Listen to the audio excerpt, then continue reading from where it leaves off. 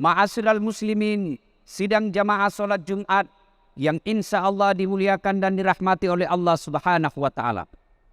Dalam kehidupan sehari-hari, bagi mereka yang beriman dan berakal, tentu akan belajar dan mengambil iktibar dari sejarah-sejarah yang pernah terjadi. Allah sendiri menganjurkan kepada kita dalam Quran untuk belajar dari sejarah yang ada dalam Quran. Begitu pentingnya sejarah, 2/3 isinya Al-Quran adalah sejarah. Sejarah tentang Nabi Yusuf, sejarah tentang Fir'aun, sejarah tentang Ibrahim, dan sejarah para nabi lainnya. Demikian juga dalam sejarah perjalanan Islam. Ada beberapa perang yang mesti kita jadikan pelajaran, bekal dalam kehidupan sehari-hari, agar bisa kita selamat menjalani di dunia, dan insya Allah bahagia di akhirat. Salah satu sejarah yang kita ungkap pada Jumat kali ini adalah sejarah Perang Uhud. Yang kalau jamaah haji dan umroh ke Tanah Suci, pasti dibawa ziarah, pergi ke Bukit Uhud. Tapi sayang kita datang ke Bukit Uhud, hanya datang foto-foto, update status di medsos, kita tidak mengambil pelajaran dari sejarah Perang Uhud. Bapak yang saya hormati, Perang Uhud terjadi tahun ketiga Hijriah. Orang kafir Quraisy melakukan pembalasan atas kekalahan mereka terhadap perang pertama yang pernah dilakukan umat Islam, yaitu Perang Badar. Perang Badar Muslim menang mutlak. Banyak kafir Quraisy yang wafat, termasuk diantaranya adalah Abu Jahal. Pada saat itu mereka kafir Quraisy ingin melakukan pembalasan.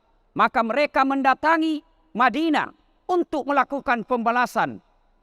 Maka datanglah mereka membawa pasukan 3.000 orang. Orang Islam pada saat itu membawa pasukan Rasulullah SAW 1.000 orang. Jadi 3.000 kafir, 1.000 orang Islam. Tapi dalam perjalanan menuju ke medan perang, ada 300 orang yang berkhianat. Sudah sedikit, ada lagi pengkhianat. Di antara 1.000 umat Islam, ada 300 yang berkhianat, dikompori oleh Abdullah bin Ubay bin Salul. Abdullah bin Ubay ini terkenal tokoh munafik. Dia bilang sama mereka yang 300 ini, "Weh, jangan ikut perang. Ini perangnya ini Muhammad, bukan perang tak. Ngapain kita ikut campur?" Akhirnya mereka tinggalkan. Nah, dalam kehidupan sehari-hari, ada orang karakter begini. Orang munafik, pengkhianat. Dan orang yang pengkhianat, munafik, lebih bahaya daripada yang menyatakan diri musuh secara terang-terangan. Ya kona podaki towe makada si baliki, wewa ko, saya lawan ko. Pasti kita waspada. Tapi kalau dia bilang, siapa, kami dukung lahir batin. Amami pak, gampang itu. Ternyata dia mengkhianati kita, maka inilah yang diancam oleh Allah sebagai orang-orang munafik. Innal munafiqina fid darkil asfali minan nar. Sesungguhnya orang munafik itu aspalnya, tempatnya, geraknya neraka. Majulah medan perang. Nabi punya strategi. Menempatkan 50 sniper kalau kira-kira perang sekarang. Ahli panah. Menreko yase bukit, naik di atas bukit Uhud, 50 orang. Nabi berpesan, apapun yang terjadi, kamu menang atau kalah, jangan tinggalkan medan ini. Jangan kau tinggalkan bukit ini, apapun yang terjadi. Alhamdulillah, meskipun Nabi dan sahabat sedikit, bisa dipukul mundur 3.000 orang ini. Kocar kacir dan tidak bisa menyerang orang Islam. Begitu mereka kocar kacir, lari kafir Quraisy. Orang-orang Islam tergiur dengan ghanimah. Apa itu ghanimah? Harta rampasan perang. Berteriaklah sebagian dari mereka, "Sini mangko, pabeta nih, pabeta ki, mana maki, cepat ko, ambil ko kuda, ambil panah, ambil perisai, ambil ini semua harta." Yang tadi 50 orang di atas bukit melupakan pesan Nabi. Dia turun tinggalkan tempatnya, dia lari berebut, ambil harta rampasan perang. Na'udzubillah min zalik. Dilihatlah oleh Khalid bin Walid. Wih, pemana tinggalkan tempat? Mereka sudah tinggalkan tempatnya. Akhirnya apa?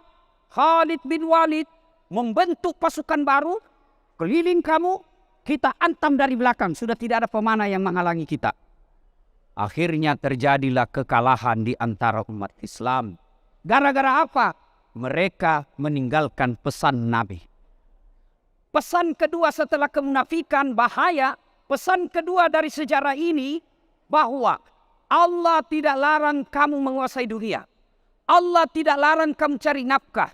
Allah tidak larang kamu jadi pejabat. Allah tidak larang kamu jadi politisi. Silahkan. Tapi jangan kau langgar perintah agama. Kalau kamu perintah agama kamu langgar, maka terjadilah seperti perang Uhud. Apa yang terjadi di perang Uhud itu? Akhirnya paman Nabi Hamzah wafat. Jadi Hamzah ini dendam Hindun karena bapaknya dan suaminya dibunuh oleh Hamzah, paman Nabi. Lalu dia bikin sayembara. Siapa yang mampu membunuh Hamzah, nih semua ambil perhiasanku. Dia datanglah ke Wasi. Budak hitam tapi jago menombak. Dia panggil Wasi. Wasi, kau sini. Kalau kamu berhasil membunuh Hamzah, saya bebaskan kamu dari budak. Bapak-bapak harus tahu apa itu budak. Budak itu beda dengan pegawai. Budak itu beda dengan pembantu. Kalau pembantu masih ada gajinya tiap bulan. Tapi kalau budak tidak ada gajinya. Budak itu hak milik. Dia seperti handphone. Dia seperti kita punya barang. Mau dikasih orang boleh. Mau dijual boleh. Mau dicelupkan ke air boleh. Kenapa? Saya punya. Itulah budak. Dan Hindun berkata, Wasi, kalau kau bunuh Hamzah, ku merdekakan kau dari budak. Merdeka kau. Yang kedua, seluruh berlian, kira-kira kalau sekarang berlian, seluruh benda-benda emas perak yang ada di badanku ini, jamrud perak, saya kasih kau. Dan walhasil, Wasi membunuh Hamzah. Setelah Hamzah wafat, Hindun pernah bernasar, kalau wafat Hamzah, saya makan dagingnya, hatinya. Apa yang terjadi? Jadi Nabi melihat pamannya di atas bukit, karena setelah perang, kalau umat Islam berlindung di atas bukit. Dan sahabat yang wafat termasuk Hamzah, ada 80 sahabat wafat. Salah satu yang dianiaya fisiknya adalah Hamzah.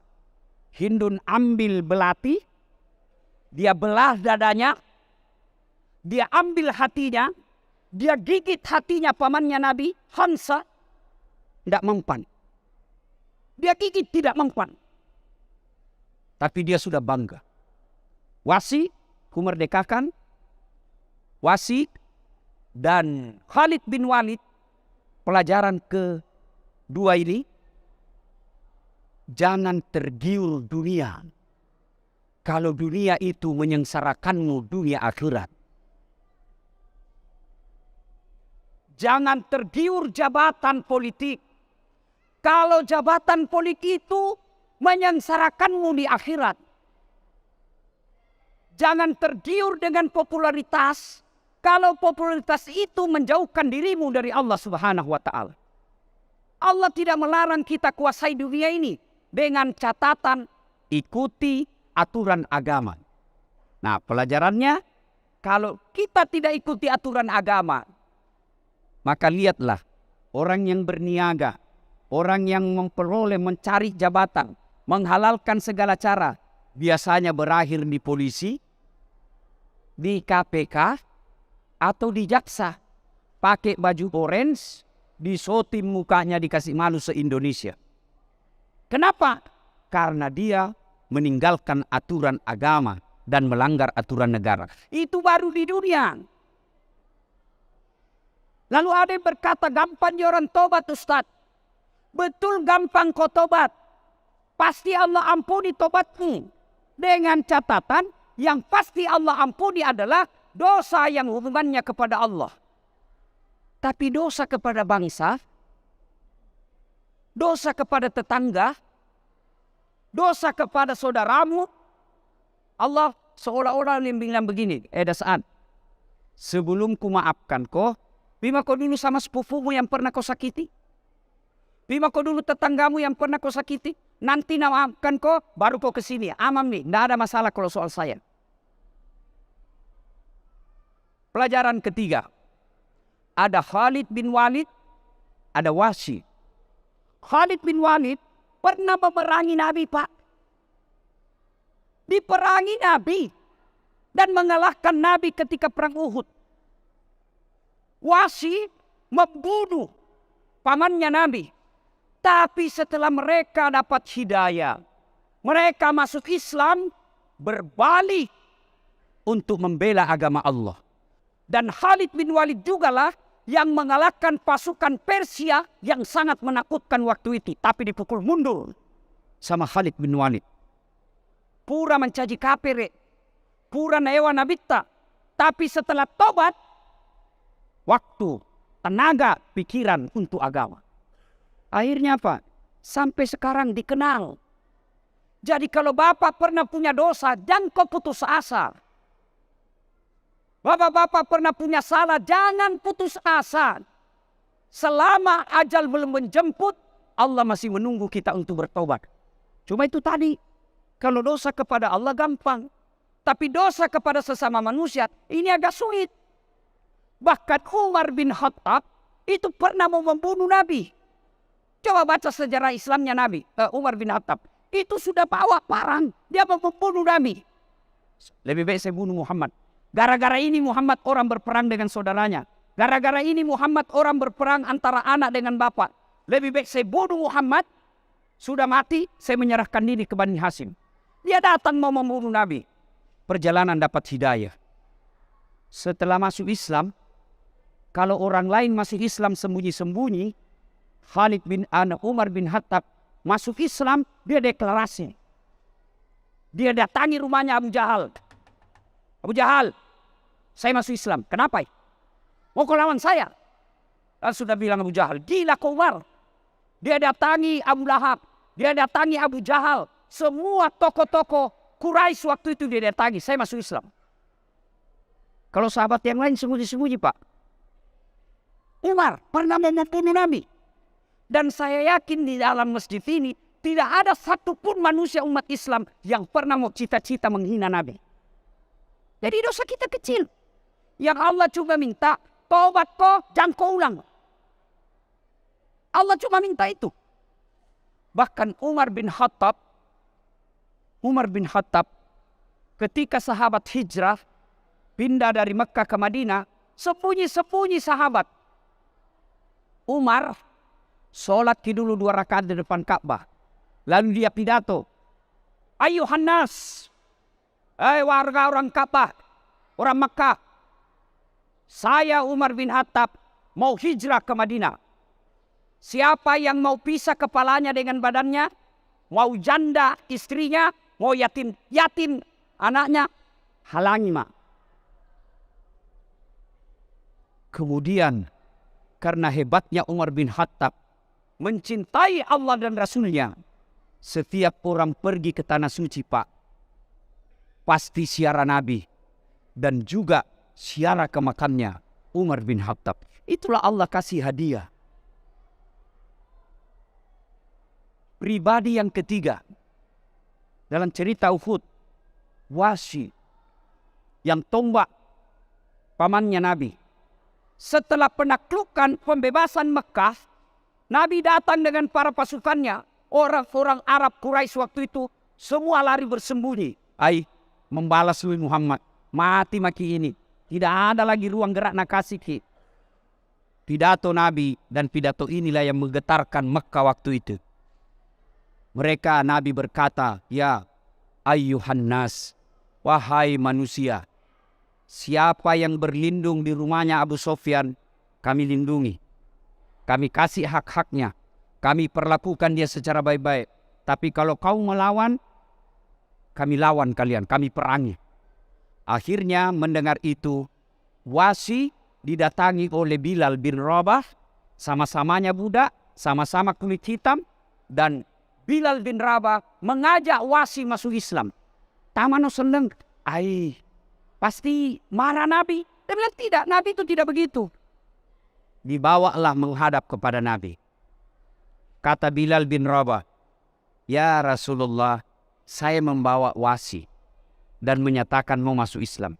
Diiskamkanlah oleh Rasulullah, diucapkan 2 kalimat syahadat, tapi Nabi berpesan kepada Wasi, nanti setelah keislamanmu ini, jangan kau terlalu serang nampak di mataku. Jangan kamu terlalu sering saya lihat. Bukan Nabi marah dan jengkel, tapi Nabi kalau lihat Wasi, dia ingat kejadian perang Uhud yang dibelah dadanya pamannya. Jadi kalau bisa, kurangi kau ketemu saya, supaya saya bisa melupakan kejadian itu. Tapi apa? Allah kasih kemuliaan Wasi. Sejarah perjalanan Islam setelah Rasulullah wafat, banyak kemudian orang menjadi murtad. Melawan Abu Bakar Siddiq, melawan Abu Bakar, Umar bin Khattab. Banyak orang Islam menjadi murtad. Salah satu muncul nabi palsu. Namanya Musailamah Al-Kazzab. Sempat hampir mengalahkan pasukan Islam. Dan siapa yang membunuh Musailamah Al-Kazzab? Nabi palsu ini. Dialah Wasi dengan tongkat tombak yang sama. Sama caranya membunuh Hamzah. Dari jauh, bahasa Inggrisnya naliolioi. Nakekir-kekiri. Umat Islam sudah hampir kalah, Pak. Dalam perang itu hampir kalah. Wasi maju, dia liri. Dari jauh, dia lompat, dia tombak. Kena dadanya, mati di tempat. Setelah mati di tempat, dia penggal kepalanya, lalu Wasi berteriak, Nabi palsu telah wafat, mati. Nabi palsu telah saya bunuh. Lalu diambil pedangnya, tombaknya, tombaknya. Lalu dia berkata, inilah tombak yang membunuh sebaik-baik manusia, Hamzah. Tapi alhamdulillah, tombak inilah juga yang membunuh seburuk-buruk manusia. Lalu dia buang tombaknya, istiqamah memeluk agama Islam. Pelajaran keempat dari Uhud. Meskipun sebesar apa dosa, seberat apapun yang pernah kita lakukan, wala tai'asu min rauhillah. Jangan kau putus asa, karena ampunan Allah jauh lebih besar. Pelajaran kelima. Hidup kita sekarang yang meskipun pendek, akan dikenang 1000, 2000, 4000 tahun kalau hidup kita punya prestasi yang baik untuk membela agama Allah. Maka bagi saudara-saudaraku yang Allah berikan kemampuan, anggota DPR kah dia, kaya kah dia jadi pengusaha, gunakanlah itu untuk menolong agama Allah. Karena kalau digunakan untuk menolong agama Allah, dunia kita dapat, akhirat pasti kita lebih dapat lagi. Sidang Jumat yang saya muliakan. Seterusnya, setelah selesai perang Uhud, maka kembalilah umat Islam ke Madinah dengan membawa kekalahan. Tapi dibentuklah strategi berikutnya untuk memenangkan peperangan. Dan peperangan-peperangan berikutnya, alhamdulillah Islam menangkan. Karena mengambil iktibar dan pelajaran, jangan pernah kau tinggalkan petua dan pesan agama. Artinya, hidup ini kalau mau selamat, ikuti pedoman agama, insya Allah selamat. Pelajaran keenam. Nabi, kurang apa sholatnya? Kurang apa ibadahnya? Kurang apa akhlaknya? Nabi itu paling mulia akhlaknya. Tahajudnya tidak pernah lepas. Tidak pernah ganggu orang. Kalah juga dalam kehidupan. Pernah mengalami kekalahan. Artinya apa? Kalau dalam hidup ini ada masalah, itu biasa. Sebagai pengusaha ada masalah, biasa. Sebagai suami ada masalah dalam rumah tangga, biasa. Sebagai karyawan ada masalah di kantor, itu biasa. Dia bilang, Ustaz, baiknya nih sembayangku, tidak pernah kaganggu orang. Kenapa kasihan hidupku ini susah? Saya bilang, kamu yakin lebih hebat sholatmu dari Nabi? Kamu yakin lebih hebat akhlakmu dari Nabi? Iya, enggaklah Ustaz. Nabi aja pernah kalah perang. Nabi aja beberapa kali mau dibunuh.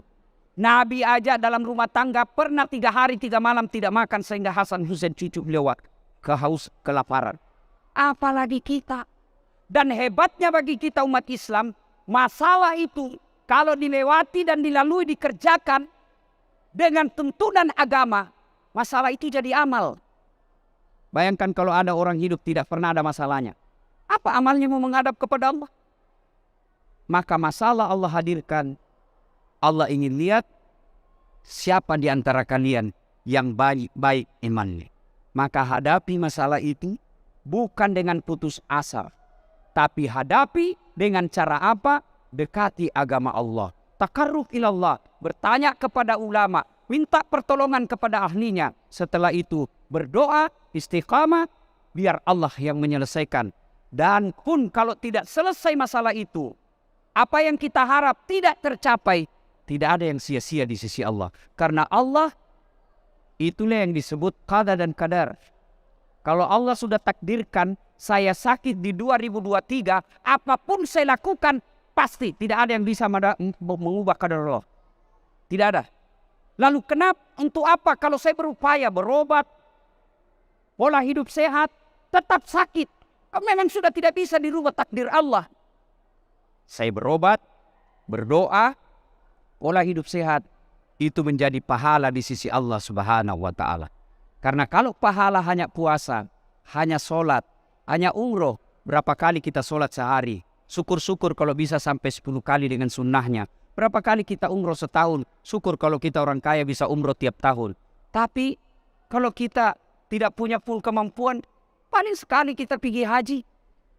Maka pahala itu, sabar, istiqamah dalam menghadapi kehidupan, itu juga menjadi pundi-pundi pemberat kebaikan di sisi Allah Subhanahu wa Ta'ala. Semoga ada manfaat. Kita jadikan pelajaran, kita bawa pulang ke rumah. Orang munafik ada di tengah-tengah kita.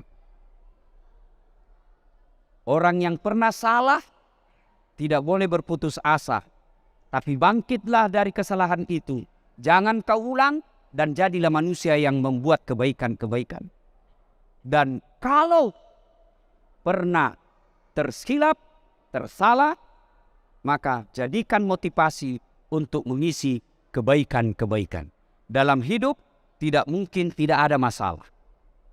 Pasti masalah dalam rumah tangga, masalah dalam usaha, masalah dengan tetangga.